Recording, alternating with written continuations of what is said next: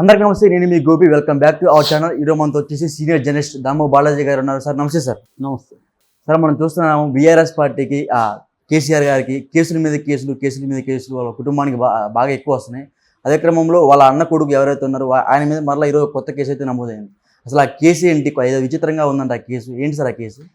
Political power అనేది విచిత్రంగా ఉంటుందండి. అంటే ఆ పవర్ అనేది ఒకరి దగ్గర ఎక్కువ కాలం ఉండదు, షిఫ్ట్ అవుతూ ఉంటుంది.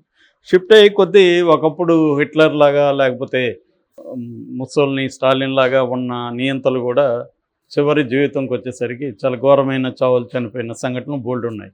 కాబట్టి కేసీఆర్ కూడా ఒక రకమైన నియంతలాగా 10 ఏళ్ళు పరిపాలించగలిగాడు. ఆయనకి ఎదురు లేదు, ప్రతిపక్షాలు లేదు, పౌర సమాజం లేదు, పత్రికలు లేవు, ఏవీ లేవు. అయితే ఒక్కసారిగా ఆ పవర్ అనేది ప్రజలు ఇచ్చిందనే విషయం మర్చిపోయాడు.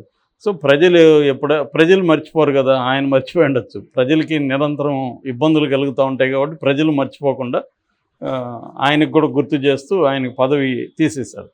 ఎప్పుడైతే వెళ్ళిందో ఇక్కడ అనేక సమీకరణాలు జరిగాయి. అదేంటంటే మొన్నటి వరకు కేసీఆర్ అవసరం తనకు ఉందని మోడీ భావించాడు.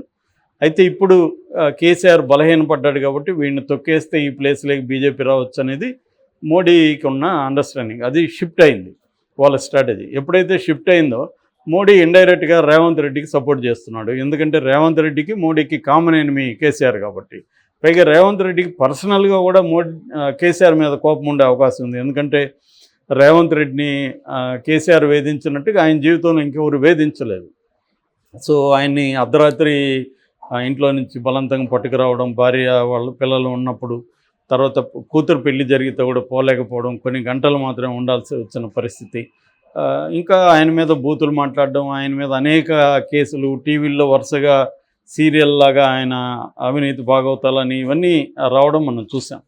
సో ఈ క్రమంలో ఆయన కొద్దిగా ఎవరైనా మనుషులే కదా, ఎంత కాదనుకున్నా సో ఆ పర్సనల్ ఇది ఉంటుంది అనమాట. సో అందువల్ల ఆయనకి ఇప్పుడు కేసీఆర్కి ఒక బ్యాడ్ టైం అని చెప్పచ్చు. పరిస్థితి ఉల్టా అయింది. సో ఒక్కోసారి ఉల్టా అయినప్పుడు ఏమవుతుందంటే అప్పటి వరకు అణిచిపెట్టుకున్న కక్ష చాలామందిలో ఉంది. ఫర్ ఎగ్జాంపుల్ మీడియాని కేసీఆర్ తొక్కినట్టుగా ఈ దేశంలో ఇంకెవరు తొక్కలే. కాశ్మీర్ తర్వాత పత్రికా స్వేచ్ఛ అత్యంత ఘోరంగా ఉన్న రాష్ట్రం ఏదంటే తెలంగాణ. ఇది నేను చెప్పడం కాదు, ఆల్రెడీ అనేక సంస్థలు ప్రకటించాయి. అంటే ప్రపంచంలోనే మంది అతి ఘోరమైన దేశం మీడియా స్వేచ్ఛ విషయంలో 166వ స్థానం ఉంది అనమాట. అంత వెనకబడి ఉంది. అందులో కూడా అట్లాంటి దేశంలో అత్యంత ఘోరమైన పరిస్థితి ఉండేది తెలంగాణ. కాశ్మీర్ తర్వాత సెకండ్ అనమాట ఇది. ఆ విధంగా పత్రికా రంగాన్ని కానీ మీడియాని కానీ తొక్కేశారు కేసీఆర్.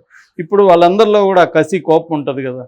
అందువల్ల ఎవరు ఏమి డబ్బులు ఇకపోయినా రేవంత్ రెడ్డిలో ఇంకో కాంగ్రెస్ మీడియాకి ఏమి డబ్బులు ఇచ్చో లేకపోతే మేనేజ్ చేయకపోయినా వాలంటరీగానే వీళ్ళ మీద విపరీతంగా న్యూస్ని చేస్తున్నారు ఒక కసితో. సో దానివల్ల దాన్ని ఎలా డీల్ చేయాలో కూడా వాళ్ళకి అర్థం కావట్లేదు. ఇప్పటివరకు వాళ్ళ కంట్రోల్లో మీడియా ఉంది, ఇప్పుడేమో విపరీతంగా విరుచుకుపడుతుంది. ఇప్పుడు కవిత మీద చాలా అన్యాయంగా కవిత మీద కథనాలు వస్తున్నాయి. నిజానికి కవిత ఒక నేరాన్ని కవిత మీద ఆరోపించారు తప్ప ఆమె మీద ఏమి ప్రూవ్ కాలేదు. సో ఆమె ఇన్నోసెంట్, అదర్వైజ్ ప్రూవ్. కానీ ఆమెని నిజంగా నేరస్తురాలన్నట్టు ఆమెకి ఎన్ని ఆస్తులు ఉన్నాయి ఏంటి మొత్తం మీడియా ట్రయల్స్ జరిగిపోతున్నాయి. అయినా కూడా ఏమి చేసుకోలేక నోటీసులు ఇచ్చి తన ఆక్రోశాన్ని వెళ్ళబుచ్చాడు కేటీఆర్. నోటీసులు ఇవ్వడం వల్ల ఏమవుతుంది?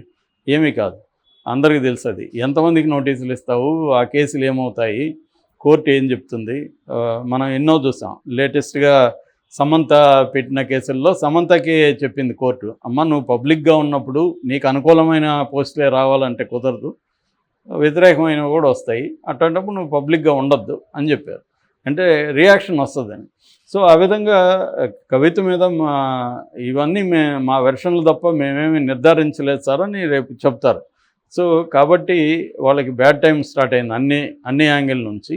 ఇప్పుడు లేటెస్ట్గా కన్నారావు పేరు అనిపిస్తుంది. కానీ ఇదేదో అమాయకంగా వీళ్ళందరూ అమాయకులని ఎవరు అనుకోవట్లేదు. ప్రూవ్ కాకపోవచ్చు కానీ కవిత డబ్బులు తినలేదని ఎవడు నమ్మడు ఈ రాష్ట్రంలో. కేసీఆర్ డబ్బులు తినలేదనో లేకపోతే అక్రమాలకు పాల్పడలేదనో ఎవరు కూడా నమ్మరు.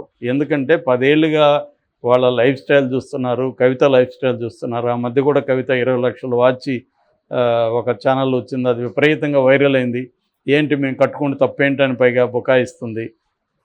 అట్లాగే ఆమె అనేక పంచాయతీలు చేస్తుందని కూడా వార్తలు వచ్చాయి. నిజానికి మామూలుగా ఉద్యమాలు చేస్తున్నప్పుడు ఏ ఉద్యమకారులైనా పర్సనల్గా నష్టపోతారు.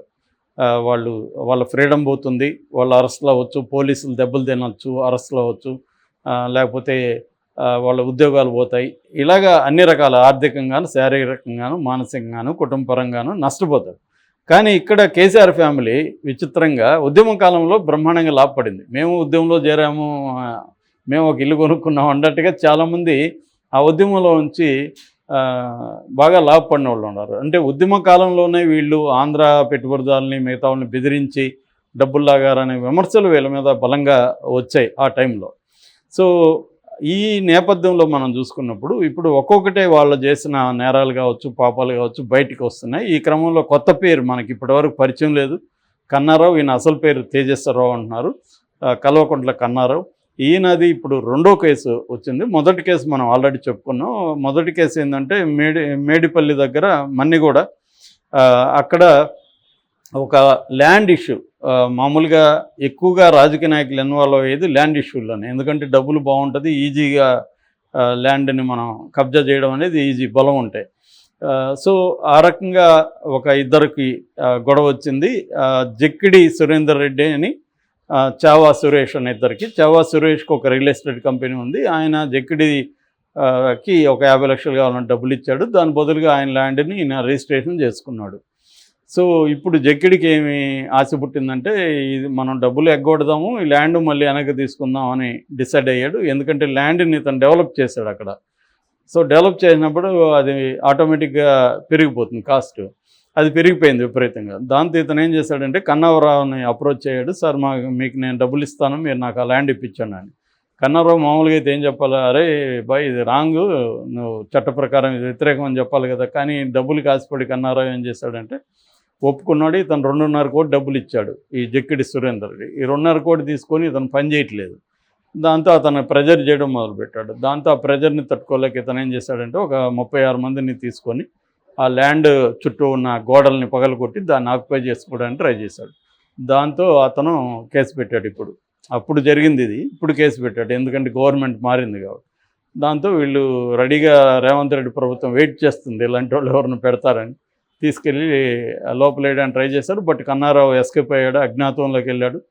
ఒక 2 సార్లు ముందస్తు బెయిల్కి ట్రై చేశాడు, కోర్టు ఇవ్వలేదు. దాంతో అతన్ని ఫైనల్గా అతనే సరెండర్ అయ్యాడని అతను చెప్తున్నాడు, పోలీసులు అరెస్ట్ అని వీళ్ళు చెప్తున్నారు. ఏదేమైనా అతన్ని జైలుకి పంపించారు. ఇప్పుడు అతను ఎప్పుడైతే జైలుకి వెళ్ళాడో చాలామందికి ధైర్యం వచ్చింది అతని బాధితులకి. అలాంటి ధైర్యం వచ్చిన ఒక వ్యక్తి పేరే విజయవర్ధన్. ఈ విజయవర్ధన్ అనేది కేసు చాలా విచిత్రంగా ఉంది. కన్నారావులో డిఫరెంట్ యాంగిల్ బయటకు వచ్చింది దీంట్లో. అంటే కన్నారావు గే అనే విషయం కూడా బయటకు వచ్చింది అన్నమాట. గే ఉండడం తప్పు కాదు, బట్ గే యాంగిల్లో మనం ఎట్లాగైతే ఒక స్త్రీని అత్యాచారం చేయడానికి, రేప్ చేయడానికి ట్రై చేస్తే నేరము, ఒక పురుషుణ్ణి అత్యాచారం చేయడానికి ట్రై చేస్తే కూడా నేరమే. అదే ఇతను చేసిన నేరం. ఇతను ఇప్పుడు ఎవరితోనా కాన్సెన్సువల్ సెక్స్ ఉంటే తప్పులేదు. ఇంకొక అబ్బాయి ఇతనితో కలవడానికి ఇష్టపడితే అది ఇట్స్ ఓకే. సుప్రీంకోర్టు కూడా దాన్ని ఆమోదించింది. కానీ ఇక్కడ అది కాదు. ఈ విజయవర్ధన్ కేసు విచిత్రంగా ఉంది. అదేంటంటే విజయవర్ధన్ అనే అబ్బాయి సాఫ్ట్వేర్ ఇంజనీరు. ఆ అబ్బాయి ఏదో ఒక హెల్ప్ కోసం కన్నారావుని అప్రోచ్ అయ్యాడు. కన్నారావు నీకు హెల్ప్ చేస్తానని చెప్పాడు. దాంతో కన్నారావు కొంతమందిని పరిచయం చేశాడు. ముఖ్యంగా మాధవి, బిందు మాధురి అలియాస్ నందిని అనే ఒక అమ్మాయి, తులసిరామ్ అనే ఇద్దరిని పరిచయం చేశాడు. వీళ్ళిద్దరూ ఏం చెప్పారంటే నువ్వు సార్ దగ్గర రూమ్ తీసుకో, సార్ ఇంటి దగ్గర అని చెప్పి శ్యాంప్రసాద్ అనే ఒక అతని దగ్గర ఇతన్ని రూమ్లో చేర్చారు. శ్యాంప్రసాద్ కూడా రూమ్మేట్ అయ్యాడు. సో వీళ్ళకి అర్థమైంది ఏమంటే ఈ అబ్బాయి దగ్గర బాగా డబ్బులు ఉన్నాయి, నగలు ఉన్నాయి అనే విషయం వీళ్ళకి అర్థమైంది. దీన్ని కన్నారావుకి చెప్పారు. సో కన్నారావుకి 2 పర్పస్లు ఉన్నాయి. విజయవర్ధన్ అంటే అతనికి నచ్చాడు మనిషి. సో విజయవర్ధన్తో లైంగిక సంబంధం పెట్టుకుందాం అనుకున్నాడు. రెండోది డబ్బులు నగలు కాజేద్దాం అనుకున్నాడు. ఈ పర్పస్తో శ్యాంప్రసాద్ తన మనిషిని వాళ్ళ రూమ్లోకి ఇన్ఫిల్ట్రేట్ చేశాడు. సో వీళ్ళు ఈ క్రమంలో ఏంటంటే ఇదంతా ఒక 20 లక్షల డబ్బులు ఇతనేనా అంటే ఒక ఎస్ఆర్ నగర్లో ఒక ప్లాట్ ఉంది నీకు ఇప్పిస్తాను అని చెప్పి కన్నారావు ఈ అబ్బాయి దగ్గర 20 లక్షలు లాగాడు. ఆ ప్లాట్ చూపించారు ఎవరిదో.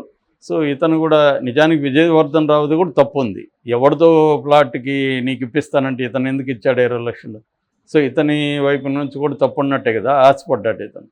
సో ఇతను 20 లక్షలు ఇస్తే ఆ పని జరగలేదు. ఇతనికి అర్థమైంది ఇదేదో మోసం వ్యవహారం ఉందని ఇతను ఈ రూమ్ ఖాళీ చేసి బంజారా హిల్స్లో ఇంకొక రూమ్ తీసుకున్నాడు. కానీ వీళ్ళు వదలలేదు. అతని దగ్గరికి రెగ్యులర్గా వెళ్ళడం, అతను వద్దంటే కూడా వాళ్ళ రూమ్లో ఉండడం, ఇవన్నీ చేయడం మొదలుపెట్టారు. సో ఈ క్రమంలో డబ్బులు నగలు ఉందనే విషయం తెలిసిన తర్వాత ఒకరోజు కన్నారావు వీళ్ళిద్దరూ అందరూ కలిసి అతని రూమ్లోకి వెళ్ళి కత్తులు అవి చూపించి బెదిరించి అతని దగ్గర కొంత డబ్బులు ఉంటే ఆ డబ్బులు లాగేశారు. దాని తర్వాత బ్యాంకుకి తీసుకెళ్ళి బ్యాంకులో 40 లక్షలు విత్డ్రా చేయించి ఆ 40 లక్షలు తీసుకున్నారు. తర్వాత అక్కడ బ్యాంక్లో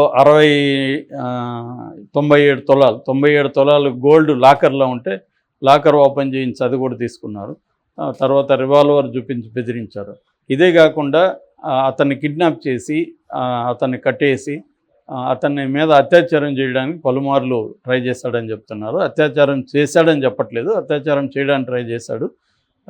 బట్ అది నేను ఒప్పుకోలేదని అతను చెప్తున్నాడు. ఇంతేకాకుండా దీంట్లో మళ్ళీ ఫోన్ ట్యాపింగ్ కూడా కనెక్షన్ ఉంది. ఫోన్ ట్యాపింగ్లో ఆల్రెడీ ముద్దాయిలుగా ఉన్న భుజంగరావు, సాంబయ్య అనే ఇద్దరు ఏసీపీలతో ఫోన్లు చేయించి ఇతను బెదిరించారనేది కూడా చెప్తున్నారు. ఏదేమైనా ఇతను బయట వెళ్ళి ఎక్కడ మాట్లాడకుండా అతను బెదిరించడం, అతని మీద లైంగిక అత్యాచారం చేయడం, అతని దగ్గర ఒక 60 లక్షల డబ్బులు 97 తులాల బంగారు తీసుకున్నాడు అనేది ఇప్పుడు ఆరోపణ. ఇది ఇంకొక కేసు. ఒకవేళ ఫస్ట్ కేసులో బెయిల్ వచ్చినా దీంట్లో రాదు. కన్నారావు కూడా సుదీర్ఘకాలం జైల్లో ఉండే అవకాశాలు కనిపిస్తున్నాయి. ఇంకెన్ని కేసులు వస్తాయో మనం చూడాలి. Okay sir, thank you sir.